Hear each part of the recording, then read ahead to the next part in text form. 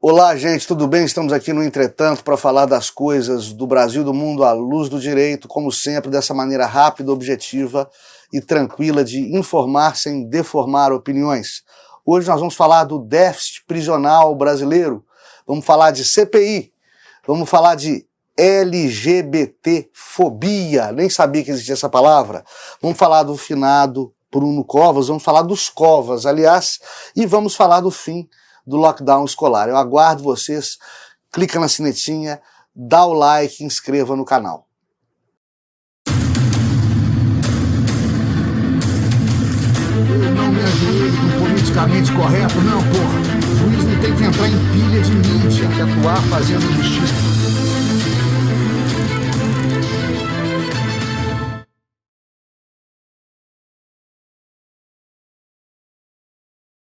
Olá, gente, tudo bem? Estamos aqui mais uma vez para falar das coisas do Brasil e do mundo à luz do direito de maneira rápida, fácil, descontraída, descomplicada.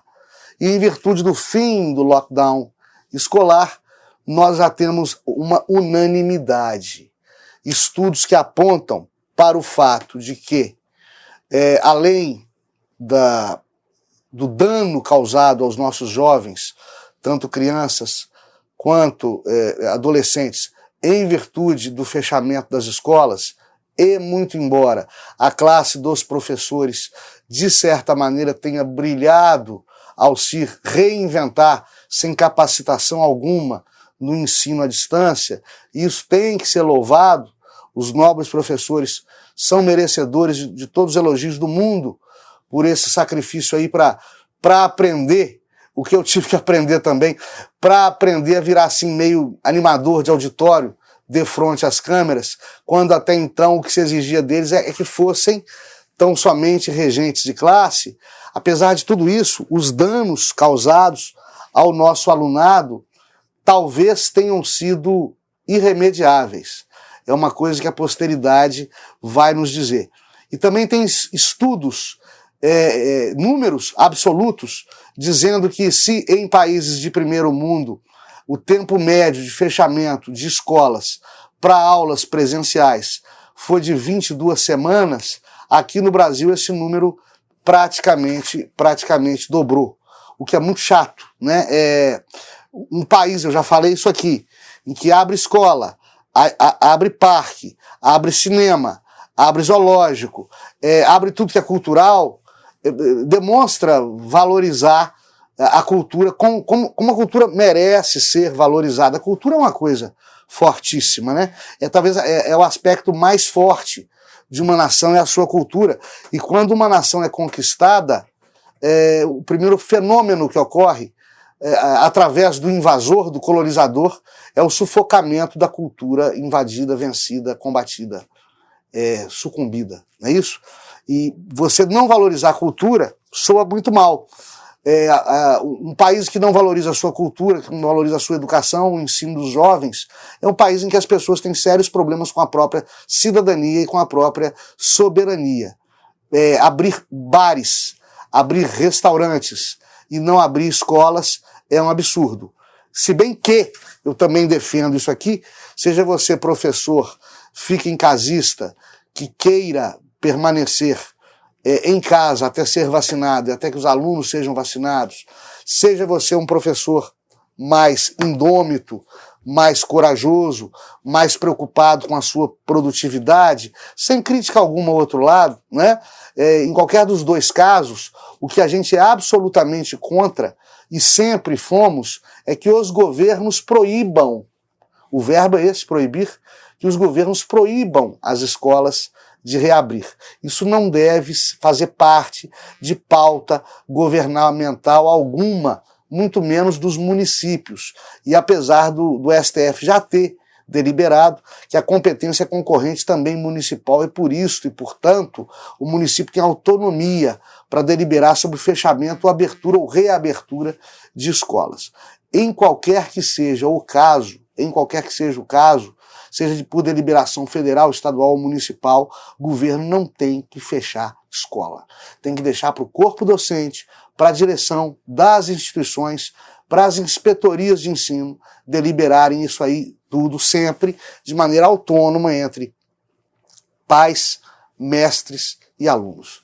Esse é o Estado liberal que sempre sonhamos para o nosso Brasil e que cada vez parece mais distante, ok? Por falar nisso, quinta-feira, não percam a minha live com a doutora Edna Portugal, neuropsicopedagoga, especialista em saúde e em educação, conectadas para falar sobre saúde e educação em tempos de pandemia. Vai ser imperdível, às 8 da noite, espero vocês lá. Bom, falar em números, muita gente aponta como negativo, e na imprensa saiu como negativo, o fato do Brasil estar em 26º entre os países que mais prendem no mundo, mais prendem cidadãos no mundo, sejam presos em flagrante, sejam presos em virtude de condenação final definitiva, transitada em julgado onde não caiba mais recurso.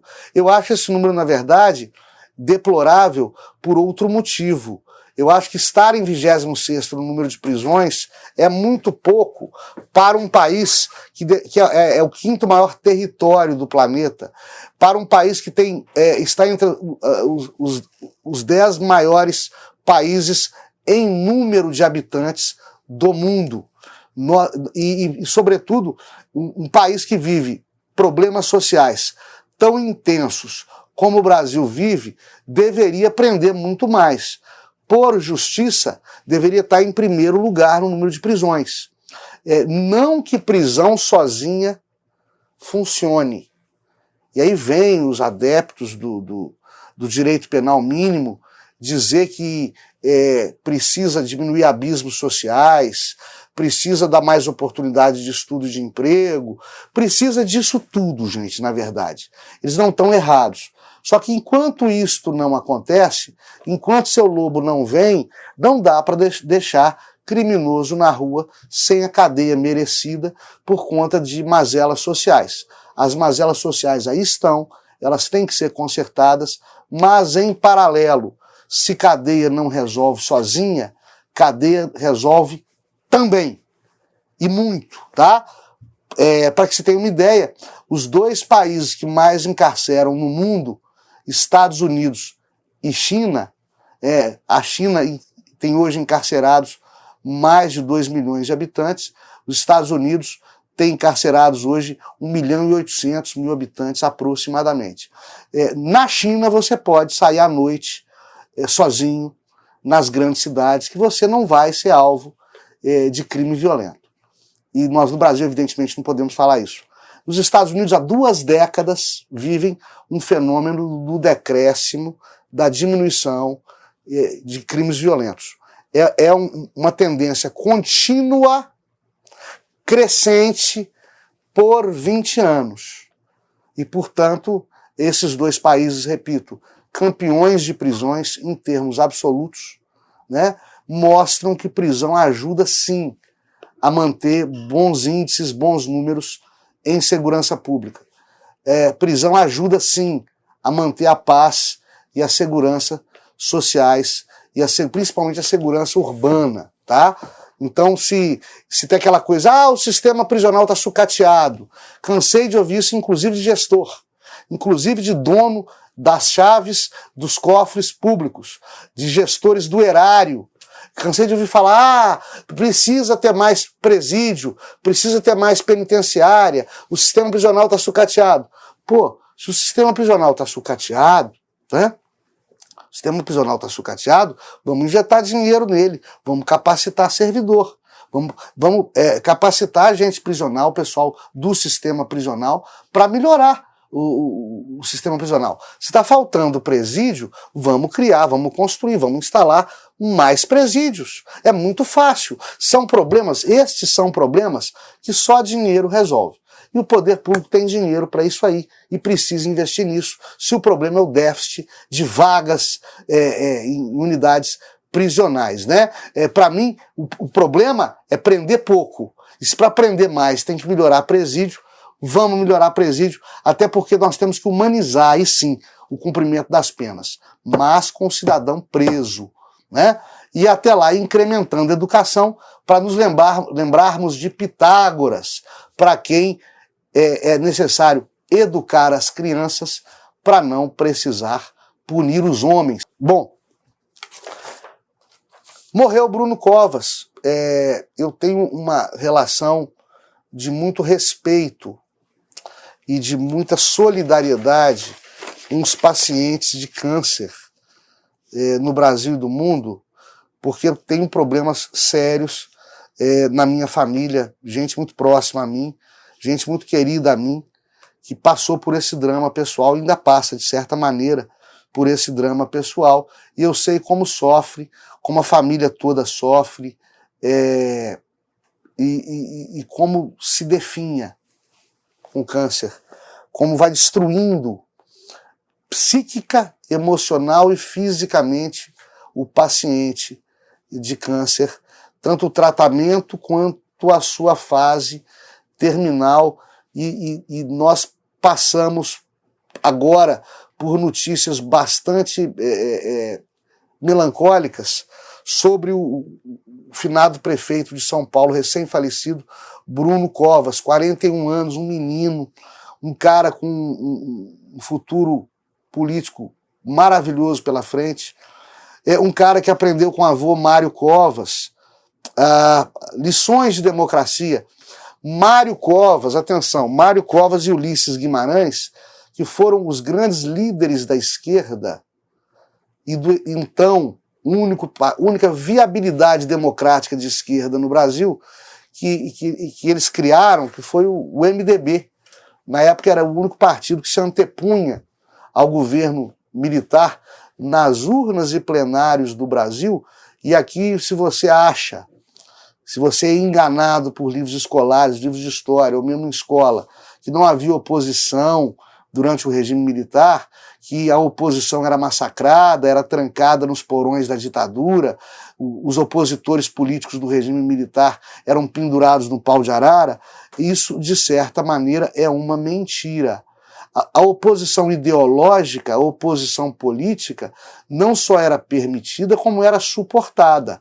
Bruno Covas atravessou, Mário Covas, o avô do Bruno, atravessou todo o regime militar fazendo política de oposição. Ulisses Guimarães passou todo o regime militar fazendo política de oposição. Tancredo Neves, o nosso mineiro Tancredo Neves, que eleito presidente da República, não viveu para ser empossado, né? Ele teve uma participação passiva muito grande na transição, digamos assim, para o regime militar, que ele era o primeiro-ministro na fase parlamentarista do governo João Goulart. E ele, junto com Goulart, é deposto. E ainda assim ele permanece ativo, fazendo oposição ao regime militar. O regime militar, na verdade, recrudesceu, fechou porteira, tratou com rudeza, tratou com rigor a esquerda armada, as células terroristas de esquerda, aqueles que não respeitaram o jogo democrático de poder, que na época do regime militar tinha limitações, mas era um jogo democrático, político de poder. E Mário Covas o exerceu com maestria durante os chamados, supostos anos de chumbo. E passou isso para o Bruno, para o Neto. Independente da posição política do Bruno Covas, era um cara brilhante, era um cara que tentava acertar, se não conseguia, não foi por falta de amor por São Paulo e pelo Brasil, e era um cara, sobretudo, jovem, com futuro promissor pela frente, que não merecia esse mal cruel que foi o câncer que o tomou de maneira selvagem, né? O matou de maneira, não digo rápida, porque ele definhou por muito tempo, mas de maneira brutal. Meus sentimentos a toda a família Covas, tá certo? 17 de maio, acreditem se quiser, tem mais um neologismo que eu não conhecia. 17 de maio é o Dia Mundial do Combate à LGBTfobia. LGBTfobia. Eu não sabia que isso existia. Aliás, eu claro, conheço a homofobia, né? Apesar de não ser crime aos olhos da lei penal, é crime aos olhos do STF, o nosso legislador atual, né? O sufixo, a terminação grega phobos, é muito mal eleita para esses neologismos, para essas palavras novas, porque phobos em grego é medo. Então o homofóbico é o cara que tem medo de gay, que tem medo de lésbica, e não é isso que querem dizer quando criaram essa palavra. Quer dizer ódio, mas, no entanto, não usam a terminação grega ou qualquer terminação possível para ódio, para raiva. Preferiram phobos, que é medo. A LGBTfobia é um derivado aí dessa imprecisão. Olha, gente, eu disse aqui outro dia respondendo o internauta, não aceito rotulagens e estereótipos, não aceito que procurem colocar o meu pensamento em gavetas propícias. Isso aqui é direita, isso aqui é esquerda. Eu já disse, apesar de ser um sujeito com perfil conservador, até com educação conservadora, em um meio conservador, e a gente é fruto do meio, né? Muitas bandeiras da esquerda eu não somente suporto, como admiro e defendo. A questão, por exemplo, do casamento gay, do casamento homoafetivo, eu acho o seguinte, esse pessoal paga impostos. Esse pessoal tem que ter os mesmos direitos dos heterossexuais. E muito embora a justiça brasileira tenha, desde há muito tempo, ou quase desde sempre, concedido direitos aos companheiros sobreviventes de homossexuais mortos, né, de parceiros homoafetivos mortos, essa concessão de direitos vem do reconhecimento de uma união estável que iguala, né, a relação homoafetiva a um contrato com perdas e danos. No entanto, os homossexuais do Brasil merecem muito mais, merecem igualar o casamento enquanto instituição, e não enquanto contrato. O pessoal sabe a diferença entre casamento instituição e casamento contrato, né? O Código Civil define o casamento instituição como uma união entre pessoas de gêneros diferentes, de sexos diferentes, aos olhos da legislação civil, constituindo um único e sólido patrimônio. Isso tem que ser, está sendo estendido atualmente à união homoafetiva. Então a gente defende essas bandeiras que igualam as pessoas, até porque a Constituição Federal não admite a existência de cidadãos de segunda classe. Agora, começar a tratar o homossexual como vulnerável, começar a tratar o homossexual como se fosse de louça, criando uma série de direitos que o cidadão heterossexual não tem, é criar desigualdade por outro lado, é criar desarmonia por outro lado, e é prejudicar na aplicação do direito aquilo que, sobretudo, o direito busca, que é dar a cada um o que é seu, preservando a normalidade social. E essa política de não me toques, essa política de frescura dedicada a homossexuais, a população LGBT, que merece todo o nosso respeito, na verdade, fragiliza essa bandeira ao invés de protegê-la e fortificá-la. Tá bom? Até a próxima. Fiquem todos com Deus.